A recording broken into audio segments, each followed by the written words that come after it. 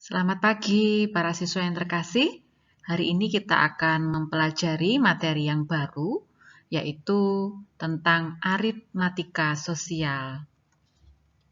Pada bab ini, kita akan belajar tentang beberapa materi. Yang pertama yaitu pembelian dan penjualan, kemudian kita belajar tentang untung dan rugi, kemudian pajak dan diskon, kemudian bruto, tara, dan neto, dan yang terakhir kita akan belajar tentang bunga tabungan. Sebelum masuk ke materi, maka saya akan menceritakan sesuatu kepada kalian. Kita lihat bersama. Ini adalah suatu logo perusahaan bertuliskan MS Glow. Mungkin ada yang tahu dan mungkin juga tidak tahu logo apa itu. Nah, logo ini adalah logo sebuah produk kosmetik. Nah, mungkin bagi yang perempuan tahu, ya, produk ini banyak mempromosikan produknya di sosial media saat ini. Karena banyak saya lihat ketika saya membuka sosmed, produk ini muncul iklannya. Nah, mereka berdua yang punya. Nah, ini suami istri yang punya produk ini. Mereka dulu pernah mensponsori Arema.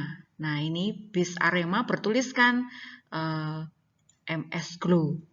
Nah, sampai sekarang yang terakhir saya dengar mereka sudah berhasil membeli jet ya dengan harga miliaran rupiah. Nah, dari cerita ini tadi, tentu kalian bertanya-tanya, kenapa saya cerita begini? Nah, mereka tentu seperti ini tidak langsung menjadi kaya. Tentu mereka dari awal dulu mereka belajar menjual produknya, kemudian menjadi seperti sekarang. Nah, untuk menjual produk itu tentu tidak sembarangan. Kalian harus tahu bagaimana caranya menjual produk itu. Kalau misalnya harga sekian, kita harus jual sekian. Nah, supaya kita mendapatkan keuntungan yang kita harapkan. Nah, itu semua bisa kita pelajari. Nah, tentu kita belajarnya mulai dari yang mudah dulu ya. Nah, materi ini sangat mendukung kalian jika kalian nantinya ingin bergelut di bidang bisnis. Nah, materi ini tentu akan mendukung. Ya. Tujuan pembelajaran pada materi kita yang kita pelajari hari ini adalah setelah melakukan aktivitas belajar secara mandiri, kalian akan menganalisis situasi terkait dengan aritmatika sosial dalam penjualan dan pembelian untuk hari ini. Nah, serta nanti kalian dapat menyelesaikan permasalahan berkaitan dengan aritmatika sosial dalam kehidupan sehari-hari. Kemudian, dengan kegiatan ini, kalian diharapkan memiliki rasa ingin tahu dan lebih percaya diri dalam menyelesaikan situasi yang terkait dengan aritmatika sosial tadi ya. Sehingga nantinya dapat menumbuhkan jiwa kewirausahaan kalian. Baik, kita akan masuk pada materi yang pertama, yaitu pembelian dan penjualan. Bagaimana alur pembelajaran kita hari ini? Yang pertama adalah, kita lihat yang berwarna kuning, kamu akan mengamati gambar yang berupa cerita mengenai aritmatika sosial yang berkaitan dengan penjualan dan pembelian. Kemudian, kamu akan mengenal aritmatika sosial yang berkaitan dengan penjualan dan pembelian dari cerita tadi. Dari situ, kalian akan menganalisis situasi yang terkait dengan aritmatika sosial yang berkaitan dengan penjualan dan pembelian. Pada akhirnya, kamu bisa menyelesaikan masalah kontekstual yang berkaitan dengan aritmatika sosial dalam penjualan dan pembelian. Baik, silakan mengamati gambar-gambar yang akan saya sajikan dengan cerita berikut. Abdul pergi menuju agen sembako. Di sana dia ditanya, "Ada yang bisa saya bantu, Pak?" Pak Abdul menjawab, "Saya mau beli sesuatu, Pak." Ternyata yang dibeli oleh Pak Abdul adalah 3 dus mie instan, 12 sabun cuci, 2 dus aqua, dan 2 dus susu mini. Kemudian Pak Abdul menuju ke kasir. Di kasir, semua pembeliannya dihitung. Dan ternyata Pak Abdul harus membayar sebesar Rp610.000.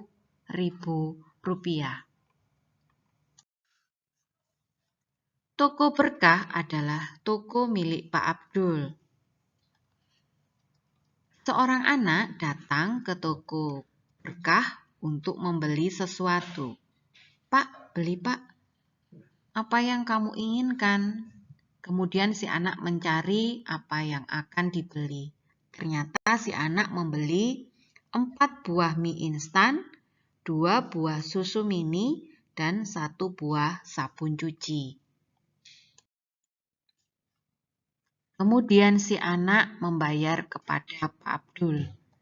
Dan dia berkata, "Oke Pak, terima kasih." Dari cerita yang saya sajikan tadi, kalian bisa mulai mengerjakan lembar kerja yang sudah saya sediakan di file yang ada di Classroom. Kalian boleh print file itu atau kalian langsung mengerjakan di buku latihan kalian. Kerjakan dahulu nomor 1 sampai 3 dengan melihat dan mengamati cerita yang telah saya sampaikan tadi. Pada lembar kerja, kalian akan ditanya beberapa hal. Nomor 1 sampai 3 ini tadi. Yang pertama, menurut kalian apa yang dimaksud dengan jual beli? Silakan jawab menurut pendapat kalian sendiri. Yang kedua, barang apa saja yang dibeli pemilik toko Berkah dan berapa harga belinya? Nah, lengkapilah tabel yang ada di lembar kerja. Nanti silakan kalian melengkapi. Yang ketiga, jika seluruh barang di toko Berkah terjual habis, berapakah total keuntungan atau kerugian yang diperoleh pemilik toko? Nah, silakan kalian kerjakan nomor 1 sampai dengan 3 terlebih dahulu. Nomor 4 dan 5 kerjakan setelah menonton video selanjutnya. Dalam kehidupan sehari-hari, kalian tentu tidak lepas dari kegiatan jual beli, baik sebagai penjual maupun sebagai pembeli. Jual beli merupakan suatu kondisi di mana terdapat pertukaran barang dengan uang sebagai nilai tukar di antara si penjual dan pembeli. Nah, sebagai penjual tentunya kalian menginginkan untung yang banyak, tetapi sebagai pembeli tentu kita ingin harga yang semurah-murahnya. Nah, sekarang kita akan belajar mengenai keuntungan dan kerugian. Nah, keuntungan dan kerugian ini dipandang dari sisi penjual ya, bukan dari sisi pembeli. Jadi penjual itu untung atau rugi. Begitu ya. Sekarang kita ke cerita berikutnya. Pak Subur adalah tukang bubur. Pak Subur seorang penjual bubur ayam di daerah Jakarta. Seperti biasa, setiap pagi Pak Subur pergi ke pasar untuk berbelanja bahan pokok untuk membuat bubur ayam. Untuk membeli bahan pokok bubur tersebut, Pak Subur menghabiskan uang Rp1.000.000. Dengan bahan baku tersebut, Pak Subur mampu membuat 130 porsi bubur ayam dan dijual dengan harga Rp10.000 per porsi. Pada hari itu, Pak Subur mampu menjual 110 porsi bubur ayam. Cerita berikutnya tentang Pak Soso, tukang bakso. Pak Soso seorang penjual bakso di daerah Malang. Setiap hari Pak Soso menghabiskan Rp800.000 untuk berbelanja bahan baku untuk membuat bakso. Dengan bahan baku tersebut, Pak Soso mampu membuat rata-rata 120 porsi dengan harga Rp8.000 per porsi. Pada hari itu terjadi hujan di tempat Pak Soso, sehingga bakso yang laku terjual hanya 90 porsi. Cerita berikutnya tentang Pak Sarto, seorang tukang sate. Pak Sarto, seorang penjual sate di daerah Madura. Setiap hari Pak Sarto menghabiskan Rp700.000 untuk berbelanja bahan baku untuk membuat sate. Dengan bahan baku tersebut, Pak Sarto mampu membuat rata-rata 100 porsi dengan harga Rp10.000 per porsi. Pada hari itu terjadi hujan di tempat Pak Sarto, sehingga sate yang laku hanya 70 porsi. Dari ketiga cerita tadi, kita lihat kesimpulannya pada tabel berikut ini. Pada kasus yang pertama, Pak Subur adalah tukang bubur tadi ya. Dia membeli bahan baku sebesar 1 juta. Kemudian dia berhasil menjual 110 porsi dengan harga satu porsinya 10.000, sehingga harga jualnya 1.100.000. Nah, di sini ada pada tabel harga jual dikurangi harga beli. Nah, ada selisih 100.000. 100.000 lah ini yang dikatakan untung. Jadi Pak Subur mengalami keuntungan sebesar 100.000. Kemudian kita lihat Pak Soso. Pak Soso menjual bakso, dia membeli bahan baku 800.000, kemudian dia berhasil menjual 120 porsi dengan harga Rp8.000. Karena saat itu hujan ya. Terus kemudian harga jualnya totalnya 720.000. Sehingga ada selisih Rp80.000. Rp80.000 itu yang dikatakan sebagai rugi atau kerugian dari Pak Soso. Pak Soso mengalami kerugian sebesar Rp80.000. Kita lihat Pak Sarto. Pak Sarto membeli bahan baku 700.000. Ternyata dia berhasil menjual hanya sebanyak 70 porsi dengan harga satu porsinya 10.000. Sehingga harga jualnya Rp700.000. Sehingga kalau harga jual dikurangi harga beli, 0, di sini tidak ada selisih antara harga jual dengan harga beli, itulah yang dikatakan balik modal. Maka Pak Sarto tidak mengalami kerugian ataupun tidak mengalami keuntungan. Setelah kita tahu mana yang dikatakan untung, rugi, ataupun balik modal, maka berikutnya kita belajar mengenai persentase keuntungan. Bagaimana cara kita mencari persentase keuntungan? Ya. Persentase keuntungan didapat dari harga jual yang dikurangi harga beli, karena dia mengalami keuntungan sehingga harga jualnya lebih besar daripada harga beli, per harga beli dikali 100%, sehingga kita akan mendapatkan persentase keuntungan. Sebagai contoh kita lihat kasus yang pertama. Pak Meru membeli sebuah motor klasik dengan harga 5 juta. Setelah 3 tahun motor tersebut dijual kembali dengan harga 7 juta. Tentukan persentase keuntungan dari Pak Meru. Ya. Persentase keuntungan sama dengan harga jual dikurangi harga beli per harga beli kali 100%. Itu ya. Nah, kemudian 7 juta dikurangi 5 juta per 5 juta kali 100%. 2 juta per 5 juta kali 100%. Akhirnya didapatkan keuntungannya 40%. Contoh yang kedua, Pak Juna membeli logam mulia seharga 4 juta. 1 bulan kemudian Pak Juna menjual kembali logam mulia yang dimilikinya.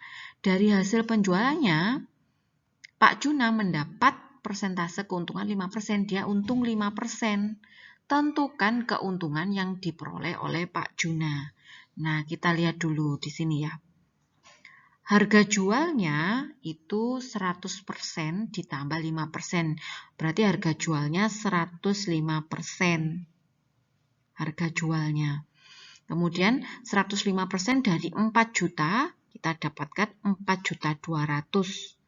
Sehingga keuntungan yang diperoleh yaitu harga jual 4.200.000 dikurangi harga belinya 4 juta, sehingga dia mengalami keuntungan sebesar 200.000. Atau bisa juga menggunakan alternatif penyelesaian yang kedua. Untungnya 5%. Jadi 5% dikali 4 juta, berarti 5/100 kali 4 juta, nanti ketemu 200.000. Itulah keuntungan dari Pak Juna. Berikutnya adalah persentase kerugian. Hampir sama cara menghitungnya, berbedanya hanya di bagian ini. Karena pada saat seseorang mengalami kerugian, maka harga belinya akan jauh lebih besar daripada harga jualnya. Sehingga HB dikurangi HJ di sini. Ya. Kita lihat kasus yang pertama. Pak Budi membeli mobil bekas harga 40 juta. Setelah 5 tahun Pak Budi menggunakan mobil itu, Pak Budi berniat menjualnya dengan harga 38 juta. Dari sini kita bisa tahu bahwa Pak Budi akan mengalami kerugian sebesar 2 juta. Nah, kerugian tadi jika kita diminta untuk mencari persentasenya, maka kerugian tadi sebanyak 2 juta diper 40 juta, harga belinya berapa kali 100%. Akhirnya di sini didapat kerugian, persentase kerugian sebesar 5%. Kasus yang kedua. Pak Rapi membeli sebidang tanah seharga 50 juta. Karena hal mendesak, Pak Rapi menjual tanah tersebut dengan kerugian 4%. Tentukan harga jual dari tanah Pak Rapi. Nah, kita lihat. Harga jualnya berarti 100% dikurangi 4% sama dengan 96%. 96% dari 50 juta didapatlah 48 juta, sehingga didapatkan harga jual tanah Pak Rapi 48 juta. Alternatif yang kedua untuk menyelesaikannya, rugi diketahui 4%. Nah, 4% dikali harga pembelian. Nah, sehingga didapatlah 2 juta. Sehingga karena ruginya 2 juta, maka kita harus mencari dulu harga jualnya dari harga beli dikurangi kerugiannya, sehingga didapatlah 4 juta. Dari kasus-kasus yang tadi, maka kalian sekarang bisa mengerjakan lembar kerja nomor 4 dan 5. Silakan dikerjakan pada buku latihan, atau jika punya printer di rumah, kalian bisa mencetak terlebih dahulu lembar kerja, kemudian kalian kerjakan pada lembar itu. Kita akan bahas materi ini di pertemuan selanjutnya pada hari Rabu nanti. Nah, setelah selesai mengerjakan lembar kerja, maka silahkan lanjutkan pada lembar refleksi, ya, yang menyatu dengan lembar kerja kalian. Silakan kalian isikan bagaimana diri kalian saat mengikuti pembelajaran saat ini. Gitu ya anak-anak. Baik, terima kasih pertemuan kita sampai di sini. Kita akan bertemu lagi di hari Rabu nanti untuk membahas hal-hal yang sudah kamu kerjakan hari ini. Terima kasih.